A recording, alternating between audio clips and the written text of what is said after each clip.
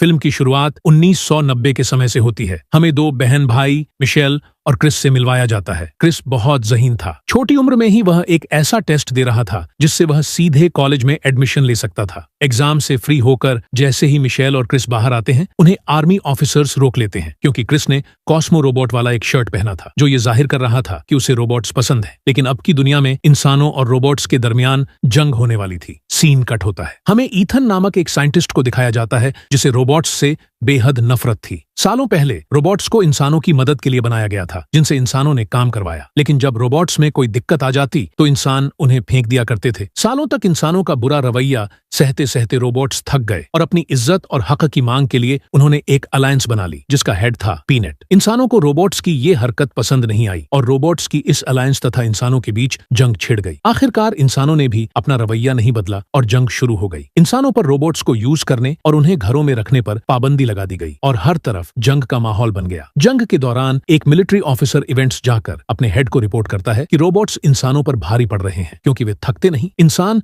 बस ये जंग हारने ही वाले थे कि साइंटिस्ट ईथन ने एक नई टेक्नोलॉजी बना ली इंसानों की मदद के लिए। उसने न्यूरोकास्टर रोबोट्स बनाए जिन्हें इंसान अपने ब्रेन की मदद से कंट्रोल कर सकता था। इस टेक्नोलॉजी को नाम दिया गया न्यूरोटेक। इंसान इसमें अपने सिर पर न्यूरो हेलमेट पहनकर उसकी मदद से न्यूरोकास्टर रोबोट को कंट्रोल करके जंग लड़ने लगे। न्यूरोकास्टर रोबोट्स भी आम रोबोट्स की तरह थे। वे थकते नहीं थे और बस कुछ ही हफ्तों में इस नई टेक्नोलॉजी की मदद से इंसानों ने रोबोट्स से ये जंग जीत ली। इस जंग में सबसे ज्यादा रोबोट्स को मारने का अवार्ड मिला मेजर मार्क को। जंग खत्म होने के बाद इंसानों ने रोबोट्स के साथ एक कॉन्ट्रैक्ट कर लिया जिसके तहत उन्हें डिस्ट्रॉय करने की बजाय एक फैसिलिटी में कैद किया जाना था। वक्त गुजरता रहा। साइंटिस्ट ईथन ने अपनी न्यूरोटेक टेक्नोलॉजी को और भी एडवांस बना लिया। उसने इंसानों के दिमाग को दो हिस्सों में बांटकर एक ही समय पर दोनों हिस्सों को न्यूरोकास्टर से अटैच करने का तरीका खोज निकाला। यानी अब इंसान एक ही समय में दो न्यूरोकास्टर रोबोट्स को कंट्रोल कर सकता था अपने एक ही ब्रेन की मदद से। वह एक ही वक्त में दो न्यूरोकास्टर रोबोट्स से अपने कई काम करवा सकता था। साथ ही इंसान के पास यह भी विकल्प था कि वह अपने ब्रेन के किसी एक हिस्से को किसी एक न्यूरोकास्टर रोबोट से अटैच कर दे और दूसरे हिस्से से अपनी लाइफ एंजॉय करें। इसीलिए लोगों को टेक्नोलॉजी का यह एडवांस वर्जन बहुत पसंद आया और पूरी दुनिया के लोग यह टेक्नोलॉजी इस्तेमाल करने लगे। यहाँ तक कि स्कूलों में भी न्यूरोटेक को इस्तेमाल करना सिखाया जाने लगा। खैर, अब सीन बदलता है और हमें 1994 का वक्त दिखाया जाता है। हमारी लीड कैरेक्टर मिशेल को अपने फॉस्टर डैड के साथ रहते हुए दिखाया जाता है। जब मिशेल स्कूल आती है तो दिखाया जाता है कि सभी बच्चों को न्यूरो हेलमेट की मदद से पढ़ाया जा रहा है, लेकिन मिशेल न्यूरो हेलमेट इस्तेमाल नहीं करती क्योंकि उसे अपनी इंसानी फीलिंग्स ही पसंद है। रूल्स को फॉलो न करने की वजह से मिशेल को प्रिंसिपल ऑफिस में बुलाया जाता है। प्रिंसिपल मिशेल से कहती है, अगर तुम स्कूल के नियमों को नहीं मानोगी तो मुझे तुम्हारी मॉम से शिकायत करनी पड़ेगी। तब मिशेल बताती है, मेरी पूरी फैमिली एक एक्सीडेंट में मारी गई है। ये सुनकर प्रिंसिपल को बहुत दुख होता है और वह मिशेल को सलाह देती है कि वह न्यूरो हेलमेट की मदद से न्यूरोथेरेपी ले ले, इससे उसे अच्छा महसूस होगा। लेकिन मिशेल को टेक्नोलॉजी और आर्टिफिशियल चीजें बिल्कुल पसंद नहीं थी। अब फ्लैशबैक में मिशेल को वह दिन याद आता है जब उनका एक्सीडेंट हुआ था। उनकी कार के सामने एक हिरन आ गई थी जिसे बचाने की कोशिश में उनकी कार क्रैश हो गई। इस एक्सीडेंट में मिशेल की हालत भी बहुत क्रिटिकल हो गई थी। उसे होश अस्पताल में आया और वहीं उसने पहली बार एक चश्मा पहने डॉक्टर को देखा। उन्हें देखते ही मिशेल डर के मारे हाँफने लगी। आंख खुलते ही उसे ऐसा महसूस हुआ जैसे कोई उसके घर में छुपकर घुसने की कोशिश कर रहा हो। डर के मारे वो बेड के नीचे छुप गई। जो भी था वो उसके रूम में आ गया। वो एक कॉस्मो रोबोट था जिसने बेड उठाकर मिशेल को ढूंढ लिया। मिशेल ने उसे मारने की धमकी दी तो रोबोट ने अपने सिर की ओर इशारा करते हुए एक वायर जोड़ने को कहा। मिशेल ने वह वायर जोड़ दी। तब वह रोबोट बोलने लगा और उसने बताया, मैं तुम्हारा भाई हूँ। ये सुनते ही मिशेल हैरान रह गई। तभी अचानक वह रोबोट गिर पड़ा। मिशेल ने पीछे देखा तो उसके फॉस्टर डैड ने आकर उस पर हमला कर दिया था। आज के दौर में इंसानों के पास रोबोट रखना गैर कानूनी था। फॉस्टर डैड ने मिशेल से कहा, फौरन इस रोबोट को घर से बाहर निकाल दो। मिशेल ने जवाब दिया, यह आपकी लापरवाही की वजह से घर के अंदर आया है। लेकिन उसकी यह बात सुनकर फॉस्टर डैड को गुस्सा आ गया और उन्होंने मिशेल पर ही हमला कर दिया। यह देख कॉस्मो रोबोट को गुस्सा आया और उसने उठकर फॉस्टर डैड पर हमला कर दिया। इस हमले से वह दीवार से टकराकर गिर पड़े। वो पुलिस में रिपोर्ट करने ही वाले थे कि मिशेल ने उन्हें बेहोश कर दिया और फिर अपने कॉस्मो रोबोट को लेकर वहां से निकल गई। काफी दूर जाने के बाद मिशेल रास्ते में रुकती है और उस कॉस्मो रोबोट से पूछती है, तुम आखिर क्यों कह रहे थे कि तुम मेरे भाई हो? क्या तुम्हारे अंदर मेरे भाई की कॉन्शियसनेस है? रोबोट हाँ में जवाब देता है। मिशेल इमोशनल हो जाती है और उससे पूछती है, तो आखिर मेरे भाई की बॉडी कहाँ है? रोबोट उसे इशारे से समझाता है कि उसके भाई की बॉडी के बारे में वही चश्मा पहनने वाला डॉक्टर जानता है। मिशेल को याद आता है कि वही डॉक्टर थे जिन्होंने उसे बताया था कि उसका भाई मर गया है। अब मिशेल एक नक्शा खोलती है और रोबोट रोबोट उसमें एक जगह पर हाथ रखकर बताता है कि रोबोट्स की फैसिलिटी के बीचों बीच हमें वो डॉक्टर मिलेगा जिसे क्रिस, मिशेल का भाई, के बारे में सब कुछ पता है। यह दोनों अब उस जगह के लिए निकल पड़ते हैं। रास्ते में कॉस्मो रोबोट देखता है कि यहाँ के इंसानों की हालत बहुत बुरी हो चुकी है, क्योंकि इंसानों ने न्यूरोटेक हेलमेट का गलत इस्तेमाल करना शुरू कर दिया था। लोग उसे यूज करके नशा करने लगे थे। इंसानों की हालत दिन ब दिन बदतर होती जा रही थी और यह देखकर कॉस्मो रोबोट को बहुत बुरा लगता है। यहीं पर हमें इवांस नाम का एक आदमी दिखाया जाता है। ये वही मिलिट्री ऑफिसर है जिसने पहले बताया था कि इंसान रोबोट्स से जंग हार रहे हैं, लेकिन अब वो मिलिट्री यूनिफॉर्म में नहीं था। शायद वह अब रिटायर हो चुका था। अब वह गैर कानूनी रूप से गन्स की सप्लाई करता है। वह एक न्यूरोकास्टर रोबोट को एक गन देता है। जैसे ही रोबोट गन पकड़ता है, वो पैसे देने से इनकार कर देता है और उसी गन से इवांस को धमकाने लगता है। इससे पहले कि वह इवांस को मार दे, पीछे से एक और रोबोट आता है और उस न्यूरोकास्टर रोबोट को डिसेबल कर देता है। ये रोबोट दरअसल इवांस का ही था, जिसे उसने गैर कानूनी तरीके से अपने पास रखा हुआ था। अब ये दोनों उस डिसेबल्ड रोबोट की बॉडी को अपने ट्रक में डालते हैं। इसी का फायदा उठाकर मिशेल और उसका कॉस्मो रोबोट भी उसी ट्रक में छुपकर चढ़ जाते हैं, क्योंकि उन्हें पता था कि ये दोनों रोबोट फैसिलिटी के अंदर जाएंगे। अब हमें पता चलता है कि जब मिशेल के फॉस्टर डैड को होश आया तो उन्होंने पुलिस में शिकायत कर दी थी कि मिशेल के पास एक कॉस्मो रोबोट है। इसी कॉस्मो रोबोट को मारने के लिए गवर्नमेंट ने मार्क नाम के रोबोट हंटर को हायर कर लिया, जो रोबोट्स को ट्रैक और डिस्ट्रॉय करने में माहिर था। अब वो इन लोगों का पीछा कर रहा था। सीन बदलता है और अब दिखाया जाता है कि इवांस ने जिस जगह ट्रक रोका वह उसका घर था। उसका घर सीधे उस रोबोट फैसिलिटी से जुड़ा हुआ था। घर के अंदर आते ही मिशेल और कॉस्मो रोबोट ट्रक से बाहर निकलते हैं, लेकिन उनकी आहट इवांस और उसका रोबोट सुन लेते हैं। इवांस ने तुरंत दोनों को गन पॉइंट पर ले लिया। मिशेल ने उसे अपना मकसद बताया कि वो सिर्फ फैसिलिटी के अंदर जाना चाहती है, इसीलिए उसने ट्रक में छुपकर यात्रा की। उसे पता था कि इवांस फैसिलिटी के अंदर से सामान लाने और बेचने का काम करता है। तब इवांस ने कहा, वहां बहुत खतरा है, तुम वहां नहीं जा सकती। अगर तुम्हारा ऐसा कोई इरादा है तो अभी छोड़ दो। ये लोग बात ही कर रहे थे कि तभी इवांस को किसी भारी चीज के ऊपर चढ़ने की आवाज सुनाई दी। उसने तुरंत दोनों रोबोट्स को छुप जाने को कहा और देखा कि वहां मार्क का न्यूरोकास्टर रोबोट आ गया था। मार्क इवांस से कहता है, बता दो तुम्हारे रोबोट्स कहाँ हैं? मैं जानता हूँ कि मिशेल एक रोबोट की मदद कर रही है और वो इसी के पास है। लेकिन इवांस झूठ बोलते हुए जवाब देता है, नहीं, यह मेरी बहन है और यहाँ कोई रोबोट नहीं है। इवांस का यह झूठ सुनकर मार्क को गुस्सा आ जाता है और वह उस पर हमला कर देता है। ये देखकर दोनों रोबोट्स को बहुत गुस्सा आता है और वे दोनों मिलकर मार्क पर हमला कर देते हैं। मौका देखकर मिशेल जल्दी से वहां के स्विचेस ऑन कर देती है, जिससे भारी चीजें गिरने लगती हैं और मार्क का न्यूरोकास्टर रोबोट उन चीजों के नीचे दब जाता है। उसी अफरा तफरी में ये चारों वहां से भाग निकलते हैं। दृश्य कटता है। अब असली मार्क अपना न्यूरो हेलमेट उतार रहा होता है और बहुत गुस्से में नजर आता है। उधर भागते हुए मिशेल और बाकी लोग जिस जगह पहुंचते हैं वह जगह बहुत ही खतरनाक होती है। इवांस गुस्से में होता है क्योंकि यहाँ से बाहर निकलने का कोई रास्ता नहीं था। वह मिशेल पर गुस्सा करता है और चिल्लाता है। इसी दौरान वहां स्कैवेंजर्स रोबोट्स आ जाते हैं। ये ऐसे रोबोट्स होते हैं जो खराब या टूटे हुए दूसरे रोबोट्स को मारकर उनके अच्छे पार्ट्स निकालकर खुद में लगा लेते हैं और अपनी लाइफ बढ़ाते हैं। इधर उधर तलाश करते हुए इवांस के रोबोट टम को एक बहुत बड़ा रोबोट और एक वैन दिखाई देती है। उस विशाल रोबोट को टम कंट्रोल करना शुरू कर देता है। अब ये सब निकलने ही वाले होते हैं कि मिशेल मदद मांगती है और कहती है, मैं एक डॉक्टर को जानती हूँ जो यहीं रहते हैं। वो जरूर जानते होंगे कि यहाँ से बाहर कैसे निकलना है। अगर तुम हमारी मदद करो तो तुम भी यहाँ से बाहर निकल पाओगे। इवांस उसकी बात मान लेता है और सभी लोग वैन में बैठ जाते हैं। वैन को अब वह बड़ा रोबोट उठाकर चला रहा होता है। रास्ते में मिशेल इवांस से पूछती है, तुम्हें ये रोबोट कहाँ से मिला? इवांस बताता है, ये रोबोट मुझे जंग के दौरान मिला था। मैं रोबोट्स के खिलाफ लड़ रहा था और उसी लड़ाई में मेरी दोनों टांगे बुरी तरह जख्मी हो गई थी। तभी इसी रोबोट ने मेरी जान बचाई। आज मैं इसीलिए जिंदा हूँ और सही सलामत चल सकता हूँ। इस रोबोट का मुझ पर बहुत बड़ा एहसान है, इसीलिए मैं इसे हमेशा अपने साथ रखता हूँ। जंग खत्म होने के बाद जब रोबोट्स पर बैन लग गया, तब से मैं भी इसके साथ छुप कर रहता हूँ। सीन बदलता है। अब हमें साइंटिस्ट ईथन दिखाया जाता है। वो अपनी माँ के पास होता है और देखता है कि उसकी माँ की मेमोरी लॉस हो रही है। जब वो इसकी वजह तलाशता है तो पता चलता है कि ये उसकी खुद की बनाई हुई न्यूरो टेक्नोलॉजी के कारण हो रहा है। गुस्से में वह अपनी लैब में आता है और डॉक्टर से पूछता है, हमारी सर्विसेज फेल कैसे हो रही हैं? डॉक्टर जवाब देता है, क्रिस भाग गया है, उसी की मदद से हम न्यूरो टेक्नोलॉजी चला रहे थे। ईथन गुस्से में आकर पूछता है, क्रिस कैसे भाग सकता है? उसकी बॉडी तो हमारे पास है। डॉक्टर बताता है, क्रिस ने अपने कॉन्शियसनेस का एक हिस्सा एक रोबोट में डालकर उसे भगा दिया है। इसी वजह से हमारी न्यूरोटेक में समस्या आ रही है। ईथन बेहद नाराज हो जाता है और डॉक्टर से कहता है, तुरंत उस रोबोट को ढूंढो किसी भी हाल में। अगर वो नहीं मिला तो मेरी पूरी कंपनी तबाह हो जाएगी। अब ईथन खुद नैनो टेक्नोलॉजी की दुनिया में जाता है और मार्क से संपर्क करता है। वह कहता है, तुम मेरी मदद करो, मेरा एक रोबोट भाग गया है। ईथन कहता है, जिस रोबोट की वजह से मेरा पूरा न्यूरोटेक सिस्टम चलता था उसे पकड़ लाओ, मैं तुम्हें मुंहमांगा इनाम दूंगा। मार्क जवाब देता है, मैं पहले से ही उस रोबोट और उसके साथ वाली लड़की मिशेल को ढूंढ रहा हूँ। ईथन कहता है, तो ठीक है, तुम उस लड़की को पकड़कर जेल में डाल देना और रोबोट को मुझे सौंप देना। अब क्योंकि मिशेल और उसके साथियों ने मार्क का पुराना न्यूरोकास्टर सूट तबाह कर दिया था, इसलिए ईथन उसे फ्री में एक नई टेक्नोलॉजी वाला न्यूरोकास्टर सूट दे देता है। दृश्य कटता है। अब हमें मिशेल और उसकी टीम को दिखाया जाता है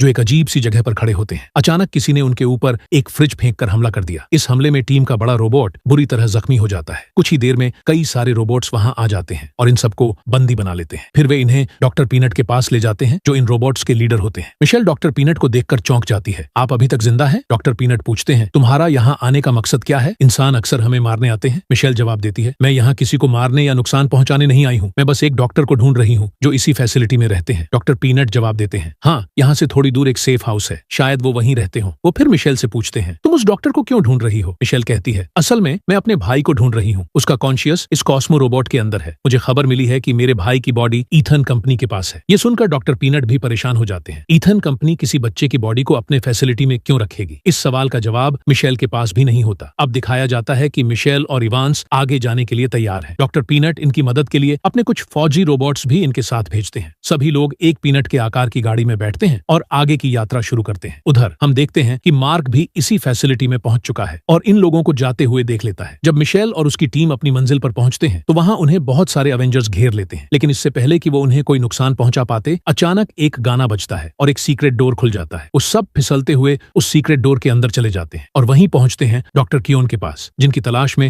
मिशेल इतने लंबे सफर पर निकली थी। डॉक्टर कुछ कहें उससे पहले ही मिशेल सवाल पूछती है, मेरा भाई कहाँ है? आपने कहा था कि वो मर गया है, लेकिन वो तो जिंदा है। आपने मुझसे झूठ क्यों बोला था? डॉक्टर कियोन जवाब देते हैं, तुम्हारा भाई इस वक्त ईथन की लैब में है। मिशेल पूछती है, क्यों और किस लिए? डॉक्टर कियोन बताना शुरू करते हैं, आज से 4 साल पहले जब इंसान रोबोट्स के साथ जंग हार रहे थे, तभी तुम्हारा और क्रिस का एक्सीडेंट हुआ था। जब हमने क्रिस का MRI किया तो हमें पता चला कि वो एक असाधारण जीनियस है। उसके दिमाग में कुछ अतिरिक्त शक्तियां थीं जो शायद ईश्वर की दी हुई थीं। इन्हीं ताकतों ने हमें सहारा दिया था। क्रिस की ब्रेन पावर से ही हम न्यूरोटेक टेक्नोलॉजी बना पाए थे। मिशेल गुस्से में आकर कहती है, तो फिर तुमने मुझसे झूठ क्यों कहा कि वो मर गया है? इस पर डॉक्टर कियोन अपने रोबोटिक रियन में उसे सारा पास्ट दिखाते हैं। क्रिस उस समय कोमा में था। उसकी बॉडी को जिंदा रखकर उसके ब्रेन को न्यूरोटेक बनाने में इस्तेमाल किया जा रहा था। डॉक्टर कियोन बताते हैं, अगर उस दिन हमने उसे आर्टिफिशियली जिंदा न रखा होता और न्यूरोटेक न बनाते तो क्रिस मर गया होता। मिशेल गुस्से में कहती है, तो तुम उसे मरने देते, लेकिन ये जो तुमने किया वो सही था, इस तरह उसका इस्तेमाल करना? डॉक्टर कियोन गहराई से जवाब देते हैं, वो पूरी तरह मरा नहीं था, वो अंदर से जिंदा था। एक दिन तो उसने मेरा हाथ पकड़ने की भी कोशिश की। जिस दिन मुझे एहसास हुआ कि वो अंदर से जीवित है, मैंने न्यूरोटेक प्रोग्राम को बंद करने की कोशिश की, लेकिन ईथन ने मना कर दिया, बल्कि उसने मुझे अपनी ही कंपनी से निकाल बाहर किया। डॉक्टर कियोन आगे बताते हैं, मैंने ही क्रिस के दिमाग का कनेक्शन इस रोबोट में फिट किया और इसी वजह से आज तुम मेरे सामने खड़ी हो। मिशेल ये सब सुनकर भी शांत नहीं होती। वह पूछती है, आखिर तुम्हारे ऐसा करने की वजह क्या थी? कियोन कहते हैं, मैं चाहता था कि क्रिस इस रोबोट में अपनी कॉन्शियस को बनाए रखे और इन रोबोट्स के साथ अपनी एक नई जिंदगी शुरू करे, एक नई फैमिली बना ले। ये सुनकर मिशेल रोने लगती है। मेरा भाई मेरा था, उसकी फैमिली मैं थी, उसे इन रोबोट्स की जरूरत नहीं थी। इवांस भी ये सब सुनकर बेहद गुस्से में आ जाता है। वो डॉक्टर कियोन पर हमला कर देता है। इसी बीच हम देखते हैं मार्क इस फैसिलिटी तक पहुंच चुका है। सीसीटीवी स्क्रीन पर उसे देखते ही पीनट अलर्ट हो जाता है। मार्क धमाका करके फैसिलिटी के अंदर घुसता है। अंधेरे का फायदा उठाकर मिशेल और उसके साथी उस पर हमला करते हैं, लेकिन मार्क का न्यूरोकास्टर रोबोट बहुत ज्यादा शक्तिशाली होता है। उनका कोई हमला उस पर असर नहीं करता। दरअसल मार्क अपने साथ एक पूरी फौज लेकर आया था जो अंदर मौजूद रोबोट्स से लड़ने लगती है। न्यूरोकास्टर रोबोट्स पुराने रोबोट्स को धड़ाधड़ खत्म कर देते हैं। इस बीच डॉक्टर कियोन मिशेल से कहता है, तुम क्रिस वाले रोबोट को लेकर यहाँ से भाग जाओ। लेकिन जैसे ही मिशेल भागने लगती है, मार्क की नजर उस पर पड़ जाती है। वो पीछे से दौड़कर रोबोट का हाथ पकड़ता है और उसे लेकर उड़ जाता है। हालांकि मिशेल को वो कुछ नहीं कहता, लेकिन तब तक फैसिलिटी में बहुत ज्यादा तबाही मच चुकी होती है। पीनट भी बुरी तरह घायल हो जाता है। इसके बाद जब मिशेल और उसके साथी वापस रोबोट्स की पुरानी फैसिलिटी में आते हैं तो देखते हैं कि न्यूरोकास्टर रोबोट्स ने यहाँ के लगभग सभी रोबोट्स को खत्म कर दिया है। जो कुछ बचे हैं वो भी बेहद बुरी हालत में है। अब सीन कट होता है। मार्क उस रोबोट को लेकर ईथन के पास पहुंचता है। जैसे ही ईथन उसे देखता है, उसकी सांस में सांस आती है। वो रोबोट से कहता है, बहुत परेशान किया तुमने, अब ऐसा मत करना। ईथन के डॉक्टर्स रोबोट को पकड़कर एक बड़ी मशीन पर लिटा देते हैं। अब डॉक्टर ईथन क्रिस के रोबोटिक शरीर से उसकी कॉन्शियसनेस को निकालकर दोबारा उसकी असली बॉडी में ट्रांसफर कर देता है। मार्क ये सब देख रहा होता है और अंदर ही अंदर हिल चुका होता है। उसे यकीन नहीं होता कि ईथन एक बच्चे का इस हद तक इस्तेमाल कर रहा है। ईथन मुस्कुराते हुए कहता है, इसी बच्चे की वजह से मैं न्यूरो टेक्नोलॉजी बना सका और पूरी इंसानियत को बचा पाया। दूसरी तरफ मिशेल बहुत ज्यादा टूट चुकी थी। तभी इवांस उसके पास आता है, उसे हिम्मत देता है और कहता है, मैं तुम्हारे साथ हूँ, हम क्रिस को बचाएंगे और ईथन की सच्चाई सबके सामने लाएंगे। अब उनका पहला मिशन था इस फैसिलिटी से बाहर निकलना। इसलिए वे बिनेट के एक पुराने रोबोट के पास जाते हैं जिसके पास बाहर निकलने का रास्ता और जरूरी जानकारी होती है। इस रोबोट के पास ढेर सारी इंफॉर्मेशन होती है। वो मिशेल को बताता है, पूरा न्यूरोटेक तुम्हारे भाई के ब्रेन से चलता है। अगर तुम्हारा भाई होश में आ गया तो सारा न्यूरोटेक खुद बंद हो जाएगा। ये सुनकर मिशेल की आंखों में उम्मीद की चमक लौट आती है। तो ये तो अच्छी बात है, फिर हम क्रिस को होश में लाकर पूरी न्यूरोटेक को बंद करवा सकते हैं। रोबोट भी उनके इस मिशन में साथ जाने को तैयार हो जाता है, लेकिन पीनट अब भी शांत खड़ा होता है। वो कहता है, हमें पहले भी जंग नहीं चाहिए थी, पहले भी इज्जत और अमन चाहिए था और आज भी वही चाहिए। मिशेल उससे कहती है, हम भी वही लेने जा रहे हैं पीनट, इसी के लिए एक बार और कोशिश करके लड़ेंगे। पीनट के साथ ही रोबोट्स मिशेल की बातों से सहमत हो जाते हैं और मिलकर पीनट को भी मना लेते हैं। अब सभी इस मिशन का हिस्सा बन जाते हैं। ये लोग एक गोल उन्नत टेक्नोलॉजी वाली मशीन के जरिए उस शहर में पहुंचते हैं जहां ईथन की लैब थी। उनके साथ एक बहुत बड़ा लड़ाकू रोबोट भी होता है जिससे वे खिलौनों की तरह कारों को उठाकर ईथन की लैब पर हमला शुरू कर देते हैं। लैब के अंदर ईथन ये सब देख चुका होता है। वो मार्क को आदेश देता है, अपनी आर्मी लेकर बाहर जाओ और इन सबको खत्म कर दो। बाहर इस विशाल रोबोट को इवांस कंट्रोल कर रहा होता है, लेकिन तभी उसके सामने आ जाते हैं ईथन के एडवांस न्यूरोकास्टर रोबोट्स जो उसके रोबोट को तबाह करने लगते हैं। बहुत जल्द इवांस का रोबोट बुरी तरह डैमेज हो जाता है और धमाके से पहले ही इवांस उसके अंदर से छलांग मारकर बाहर कूद जाता है। उधर पीनट भी एक विशालकाय रोबोट को कंट्रोल करते हुए युद्ध भूमि में पहुंचता है। उसके पीछे पीछे बाकी सारे कॉस्मिक रोबोट्स भी न्यूरोकास्टर रोबोट्स से लड़ने लगते हैं। जैसे जैसे बाहर युद्ध और ज्यादा भड़कता है, मिशेल मौके का फायदा उठाकर चुपचाप लैब के अंदर घुस जाती है। वो अपने साथ मौजूद रोबोट की मदद से लैब में मौजूद सभी साइंटिस्ट्स को डराकर वहां से भगा देती है। इसके बाद वो वहां रखे एक खास न्यूरो हेलमेट को पहन लेती है जो उसके भाई क्रिस से डायरेक्टली कनेक्टेड होता है। बाहर मार्क अब खुद एक विशाल न्यूरोकास्ट सूट पहनकर पूरा मैदान तबाह करने पर उतारू हो चुका होता है। उसने बमबारी शुरू कर दी थी, हर तरफ धमाके हो रहे थे और तभी वो पीनट के सामने आ खड़ा होता है। जिस टाइम पीनट एक कास्टर रिपोर्ट को मारकर फ्री हुआ था, मार्क ने उसके ऊपर गन तान दी और उससे पूछा, अब क्यों ये जंग लड़ रहे हो? तो पीनट ने कहा, आजादी से बड़ा कुछ नहीं होता। उसने पूछा, मौत भी नहीं? तब पीनट ने कहा, अगर मेरी मौत से मेरे बाकी साथियों को आजादी मिल जाती है तो मुझे यह मौत अच्छी है। उसकी बात सुनकर मार्क इंप्रेस हो जाता है और उसे कहता है, तुम्हारे अंदर एक इंसान से भी ज्यादा इंसानियत है। मैं आज एक इंसान से मिला जिसके अंदर रोबोट से भी कम संवेदनाएं थी। वो ईथन की बात कर रहा था जिसने एक बच्चे का इस्तेमाल बेदर्दी से किया था, सिर्फ अपने प्रोडक्ट को कामयाब बनाने के लिए। इस टाइम मार्क ने फैसला कर लिया कि अब वो ईथन का साथ नहीं देगा बल्कि वो हब का साथ देगा। सीन कट होकर अब हमें मिशेल को दिखाया गया जो उस न्यूरोकास्टर हेलमेट की मदद से अपने भाई से मिलने लगी। इस दुनिया के अंदर वो दोनों अपने घर में थे। यहाँ पर मिशेल क्रिस से कहती है, उठो चलो, हमें यहाँ से चलना है। जिस पर क्रिस ने कहा, नहीं, मैं यहाँ से नहीं जा सकता। मैंने इस दुनिया को अंदर से देखा है और मैं जानता हूँ कि मेरा इस्तेमाल करके ईथन ने इस दुनिया को बर्बाद कर दिया है। मेरा यहाँ से निकलना संभव भी नहीं है क्योंकि मैं मर चुका हूँ। इन लोगों ने मेरे दिमाग को आर्टिफिशियली जिंदा रखा हुआ है और मेरे दिमाग से ही ये न्यूरोटेक चल रही है। मिशेल ने पूछा, फिर आखिर तुम चाहते क्या हो? तब क्रिस ने उसे समझाया, अगर मेरा दिमाग और देर तक एक्टिव रहा तो ईथन मेरे दिमाग का इस्तेमाल करके दुनिया को पूरी तरह तबाह कर देगा। सबसे अच्छा यही है कि तुम मुझे मार दो, मेरे दिमाग को डीएक्टिव कर दो ताकि न्यूरोटेक भी बंद हो जाए और ये सारी तबाही भी। मिशेल इस सब के लिए राजी नहीं थी। तब क्रिस ने कहा, याद है ना, तुम मुझे कहती थी कि मैं दुनिया बदल सकता हूँ, तो बस इस दुनिया को बदलने में तुम मेरी मदद करो। ये कहते ही क्रिस और मिशेल गले लगे और सीन असली दुनिया में शिफ्ट हो गया जहाँ मिशेल होश में आ गई थी। उसने आगे बढ़कर क्रिस की सारी मशीनें ऑफ कर दी जिसकी वजह से क्रिस पूरी तरह से मारा गया और न्यूरोटेक तबाह हो गई। बाहर दिखाया गया कि एवेंस की आर्मी यानी रोबोट्स हार रहे थे। एवेंस ने देखा कि उसका रोबोट जो हमेशा से उसके साथ था वह भी बुरी तरह डैमेज हो चुका था। उसे देखते ही वो टूटने लगा एकदम। जैसे ही न्यूरोटेक बंद हुई, यहाँ के सारे न्यूरोकास्टर रोबोट्स भी बंद होकर गिर गए और ऑटोमेटिकली एवेंस ने ये जंग जीत ली। इस टाइम उसकी खुशी का ठिकाना ही नहीं था। वो जोर से चिल्लाया। अगले ही पल उसे अपने रोबोट टिम की याद आई। उसने पीछे देखा तो अब टिम पूरी तरह खराब हो चुका था, वो मर चुका था, जिसे देखकर उसकी खुशी सारे गम में बदल गई। लेकिन तभी उसने देखा कि टिम के अंदर तो एक छोटा वॉरियन भी था जिसने इस बड़े रोबोट को कैरी किया हुआ था, जिंदा रखा हुआ था। ये देखकर एवेंस की जान में जान आई। अब अपने रोबोट को लेकर एवेंस मिशेल को ढूंढने के लिए अंदर गया और जब वो यहाँ से बाहर आया तो उन लोगों को पता चल गया कि अब दुनिया में सारे न्यूरोटेक रोबोट काम करना बंद कर चुके हैं। न्यूज में भी ये बात फैल गई और फिर मिशेल का इंटरव्यू हुआ। मिशेल ने न्यूज में सब सच बता दिया कि किस तरह ईथन एक बच्चे का इस्तेमाल करके इस न्यूरो टेक्नोलॉजी को चला रहा था। इसी वजह से ईथन को जेल हो गई। कहानी की आखिरी में हमें मिशेल को पूरी दुनिया को स्पीच देते हुए दिखाया गया जिसमें मिशेल कहती है, मैं जानती हूँ आप सब लोग कंफ्यूज होंगे कि इस दुनिया में क्या चल रहा है। असल में दुनिया में न्यूरोटेक बंद हो गई है। ईथर ने न्यूरोटेक के जरिए न सिर्फ रोबोट्स को जंग में हराया था बल्कि इंसानों को भी किसी काम का नहीं छोड़ा था। इंसानों को न्यूरोटेक की आदत पड़ चुकी थी। इंसान ये भूल गए थे कि वो सारे काम जो वो न्यूरोकास्टर रोबोट से करवा रहे हैं वो खुद भी कर सकते हैं। असल दुनिया में इंसान ही इंसान का सहारा है, न कि यह न्यूरो टेक्नोलॉजी। हमारे इमोशंस और हमारा मिलना जुलना ही हमें इंसान बनाता है। अगर आगे बढ़ना मुश्किल लग रहा है तो हम सब मिलकर एक दूसरे का साथ देंगे और आगे बढ़ जाएंगे। उसकी स्पीच सबको बहुत अच्छी लगी। एवेंस भी इमोशनल होकर उसके गले लग गया और फिर मूवी के पोस्ट क्रेडिट सीन में हमें मरे हुए रोबोट्स का एक झुंड दिखाया गया जिसमें कॉस्मो रोबोट भी था। एकदम से वह रोबोट उठ खड़ा हुआ इस मैसेज के साथ कि उसके अंदर अभी भी क्रिस की कॉन्शियसनेस जिंदा थी और बस यही दिखाते हुए ये मूवी यहाँ खत्म हो गई।